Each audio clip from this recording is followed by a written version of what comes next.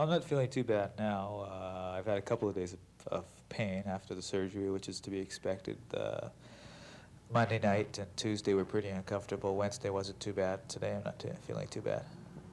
Tell us about the fall. We've seen how it happened, but in your explanation, what happened? Well, the first thing was that the conditions were very, very fast that day, and the snow was soft and very catchy. And you could see that at the way people were coming down the hill, that there were people catching edges a lot. I came down into the last turn, which was a very gradual left-hand turn to the finish, and I know I was a little tight on the turn. And I came around, and I have a technique that I just sort of lean into the hill and arc around the turn, and I guess I leaned in, but you're supposed to keep your weight on the downhill ski. I guess I had the weight a little bit on the uphill ski, and what happened then was that the soft snow caught my uphill edge, knocked my feet out from underneath me, and I was down before I could even react. You've had problems with bindings in the Olympics. The bindings sprung open. Here, was there a problem with it not springing open? Well, obviously, the binding didn't release, and we feel that's probably the main reason why it definitely is the reason why the knee is injured. If it had opened, probably I would have ended up with just the face injuries, the broken nose and so on, which would have meant I probably would have been able to continue racing without much problem. But it's one of those things that you really can't say. It might have been the type of fall that the binding wouldn't have come off anyway. Obviously, we're concerned. The company's definitely concerned. They went through all the necessary things at the start. They always have a technician at the start who checks my bindings every run. And they had loosened the bindings for the race because the snow conditions were softer as compared to the race previous. But it may have just been one of those things that you just simply can't. You have to live with it, that they do happen, because in spite of, the ski did fall off in Lake Placid, yes, and that was a fluke, and maybe this is again the same thing, and maybe it's just bad luck for me. As far as the public is concerned, the two biggest events, obviously the one where you're injured now and Lake Placid, are the two that come to the attention, but have you had any other problems with bindings? Not really. I don't think any more than any other person. You always have a few. Because you just simply do so much skiing. You're skiing 150 days a year that you're bound to have something happen. But I really have had very little problem with equipment in the past, and I think on the whole I would say that I really have no reason to have any less confidence in the equipment that I use. What about your style? Do you think you might change that a bit because of the way you fell? Well, that had nothing to do really with my fall. It was just a small misjudgment, really, I think.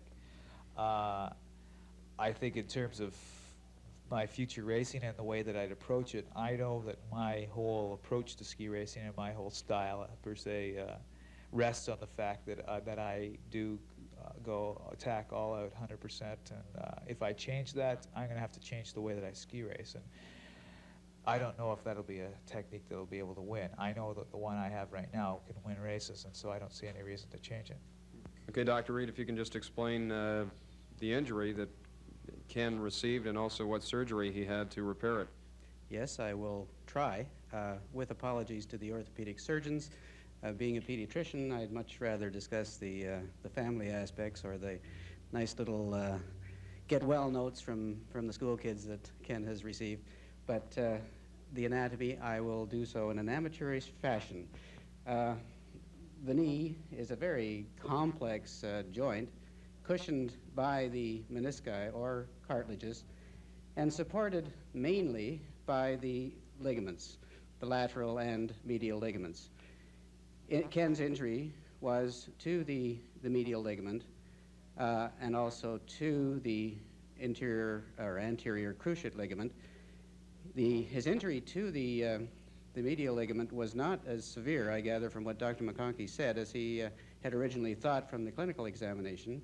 There was a tear, but he was able to correct that readily and with what he feels very good results. This was stapled. The cruciate was more severely damaged, and he did actually transplant another ligament onto where the cruciate had been. This will be the most sensitive part of the surgery by far. to what I have described as a very complex joint. And I think this is, as it's turned out, really, this has become a new challenge for Ken. I could see it. I wondered if he was going to say that's it. He certainly hasn't said that's it because of that very factor. I think this has provided a new and different challenge for him. Well, I'll have the cast off for 7 or 8 weeks. The rehab program will be about the same again, and then I'll be about again the same before I'll be able to be in top form for skiing and competing. So what I would expect is that I would be ready to rejoin the Canadian team for any training in the summertime, probably July or August. Have you ever had an injury that's been this serious?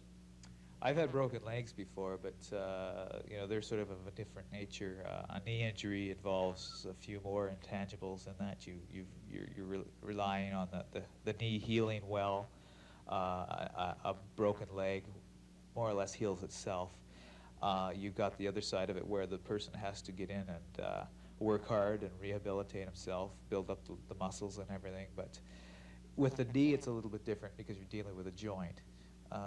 And you have to build up the confidence to come back, to be ready to know that your knee or whatever is going to be able to withstand the beating that it takes while you're coming down a hill. So it's a long process, and it's a little bit different than a leg injury. But I've got the confidence in knowing that Steve Podborski has had 2 of them, and his first one was basically the same as mine. And he came back and he did extremely well. So I can turn around and say, well, there's no reason why I can't do the same.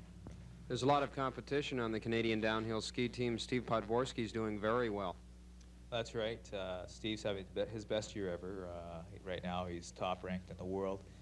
But that's the way it's always been on our team. We've always been pushing each other hard. That's been the thing I think that's made us to what we are today, that each person has pushed hard and in turn have pushed the others hard. And we've always tried to be the best Canadian. Over the last several years, Steve and I have had a very, very strong rivalry going between the two of us to always try and be the best, whether it be in training, in preseason training for the race or the race itself. And now essentially what's happened is to be the best Canadian is to win races. How do you react to the nicknames you've been given, the Kamikaze Kids, the Crazy Canucks, and all that? Do you think they're apropos? I think they're very passé now.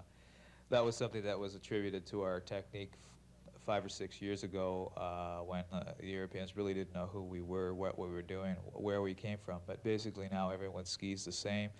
In fact, this year, after our first result in Val d'Isère, where we had 5 in the first 7, a lot of the Europeans were saying that the Canadians are the ones who know how to ski these courses now, and everyone has to look at the way that they approach downhill racing to know how to ski race in this day and age.